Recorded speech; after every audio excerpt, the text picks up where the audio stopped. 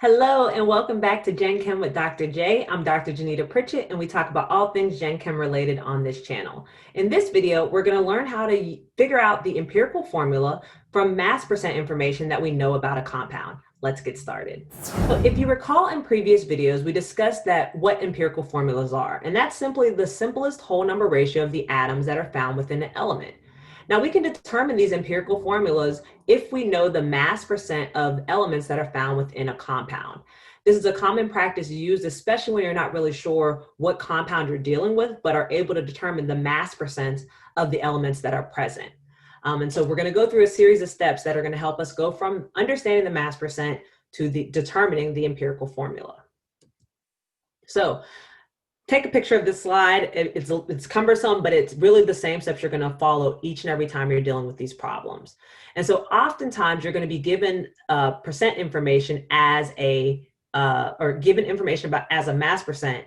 And what we want to first do is take that percent and write it as grams. Because remember, the percentage, if I had 100 grams of that compound, that means I would therefore have that many grams of that element present.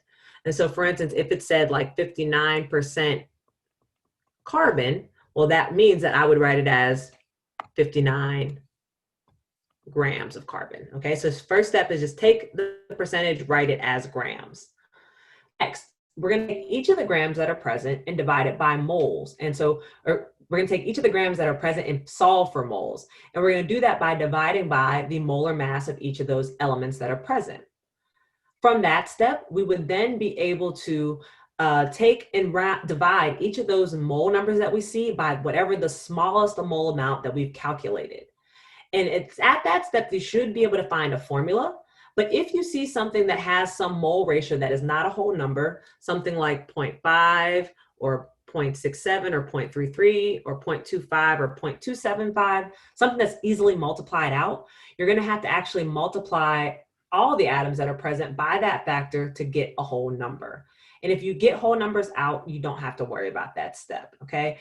If you end up with something that's really strange or you can't really multiply it out easily, that might mean that you made a calculation error in the previous step, so go back and check your math, okay? So again, percents turn to grams.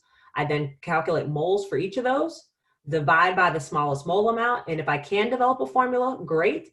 If I have something that needs to be multiplied out to make it a whole number, do so for all the atoms and then develop your formula. All right, so let's put all that into action. And so here it says, we've done laboratory analysis on aspirin, and we've determined that the following mass percents are present. We want to figure out what is the empirical formula of this compound. And so our first step we know is we're going to, instead of having percents, change each of those to just say grams. That's step one. Now, step two then says, okay, we're going to convert all of these to moles. And so I put grams on the bottom, moles of carbon on the top.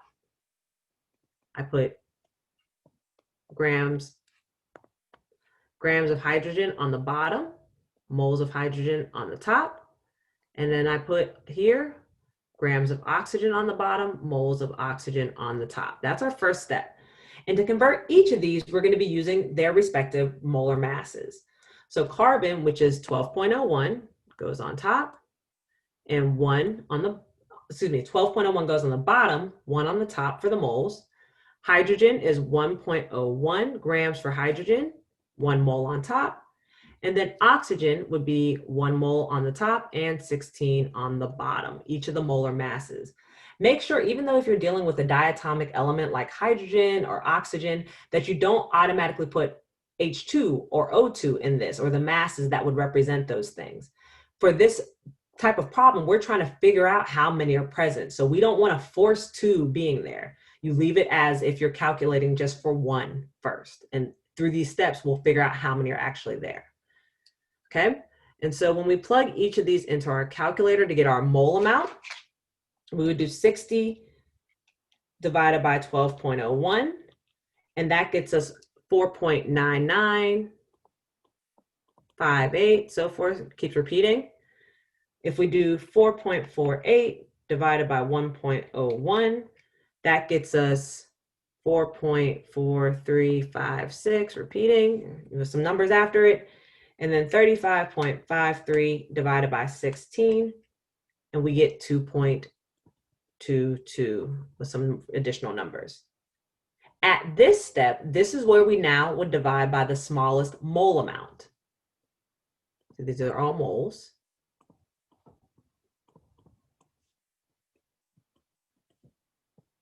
Okay, and doing this, this is going to help get that ratio of the atoms. So the smallest one we see is 2.2. So I'm going to divide each of these by that 2.22, excuse me. When we do that, go back to the beginning, 4.995 divided by your 2.22, that gives us carbon of 2.25. Instead, we should be able to get our value, the subscripts there. So we get carbon of 2.25.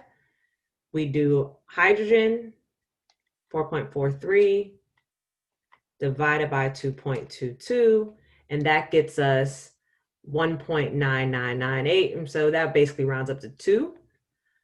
And then for oxygen, we also would get 1.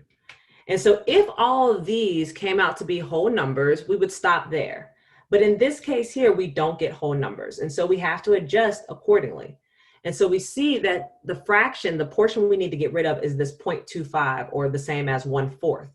And so to get this to a whole number, that means I need to take and multiply everything by 4 to get rid of that decimal point. And so what that would end us up with would be carbon with 9, hydrogen with 8, and oxygen with 4. Represent our empirical formula for this aspirin compound. Okay, let's try another problem. It says determine the empirical formula of stannous fluoride, which contains 75.7 SN, and the rest is fluorine. And so we know that we want to take our percents and turn those to grams, but right now we don't see how much is for fluorine.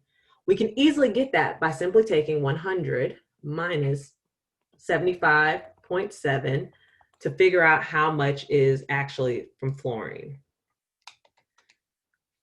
That calculation, we get 24.3% is fluorine.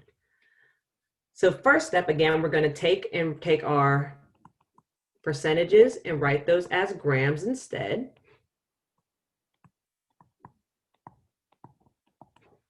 Then we're going to get both of these to moles first.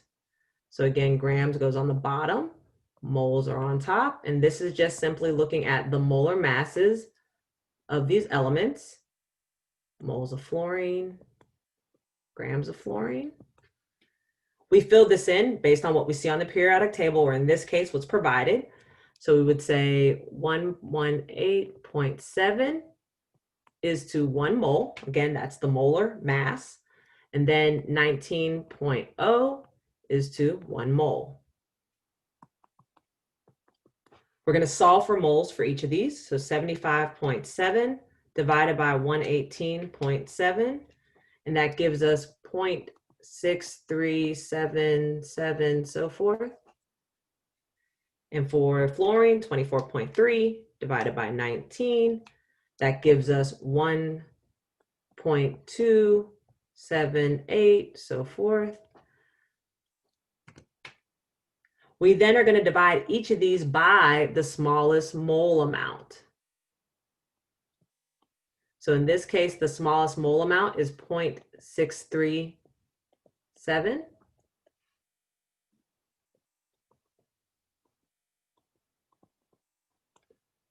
And so what that gives us, we'll get 1 for SN. And for fluorine, we take that 1.278 divided by 0.6377, and that'll get us to about 2.0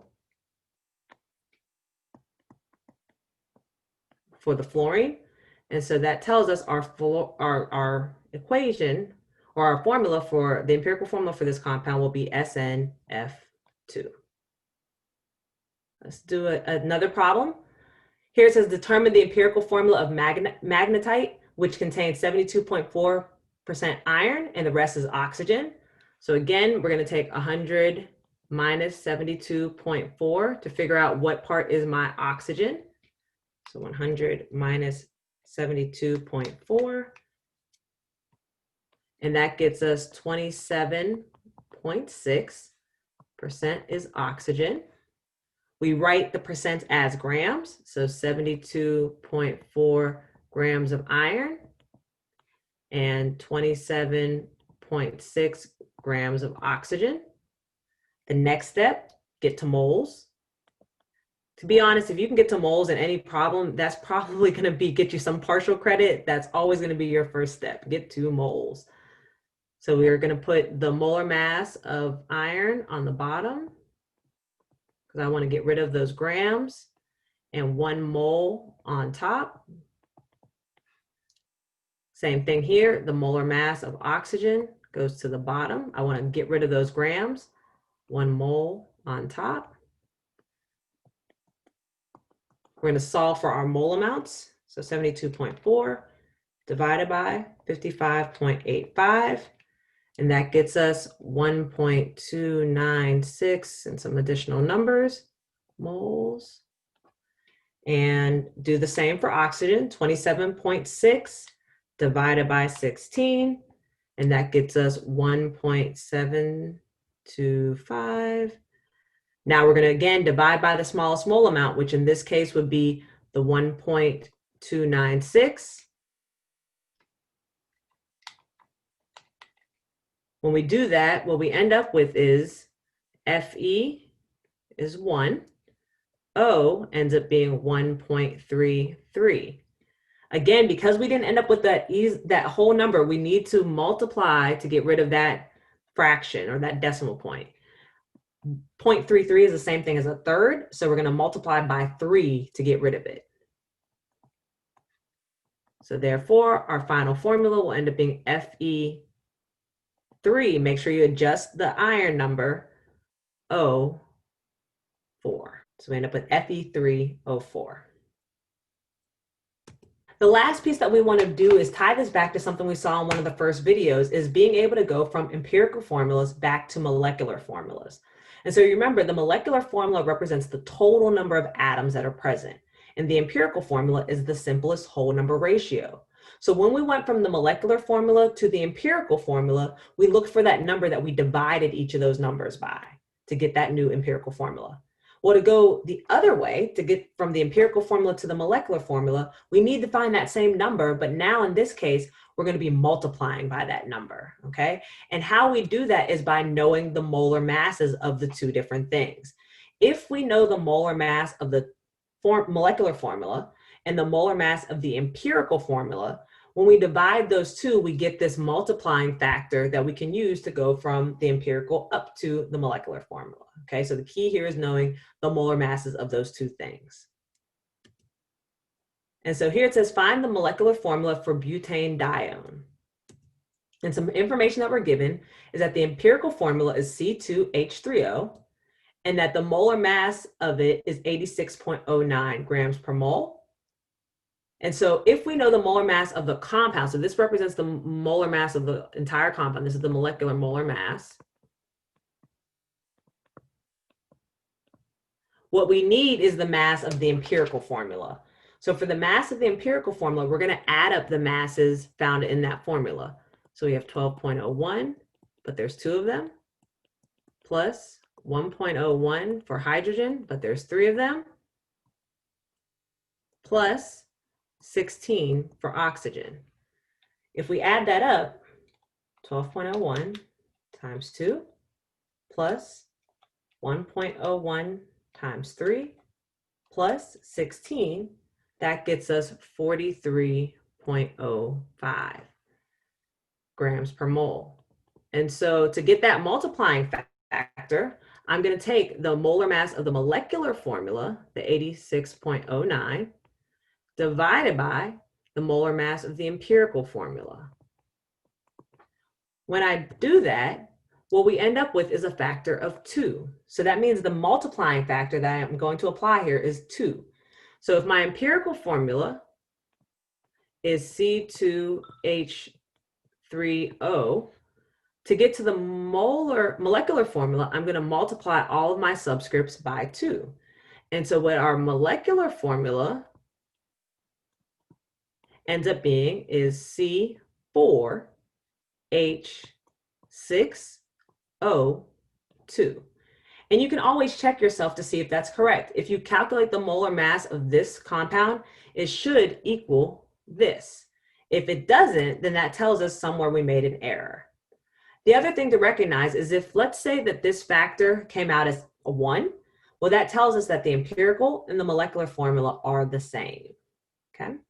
Let's try this problem, and we can put all this together.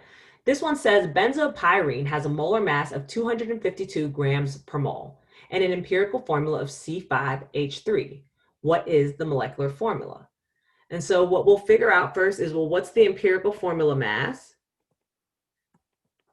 And so that would be carbon, but there's 5 of them, plus hydrogen, but there's 3 of them. So we're multiplying by 3. We add that all up, 12.01 times 5 plus 1.01 times 3. That gives us 63.08 as its mass, the empirical formula mass. And so if we take 252 divided by 63.08, plug that in, we end up with 4 as our factor.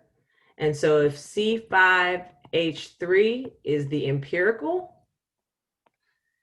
to get to the molecular, we're going to multiply all those subscripts by 4. And so we end up with C20H12 as our final answer. I hope this information helped you understand how to go about determining the empirical formula and molecular formula based off percent mass information. I hope you like this video. Make sure you like, comment, and subscribe, and tune in for more videos related to general chemistry. Have a great day, and I'll see you in future videos.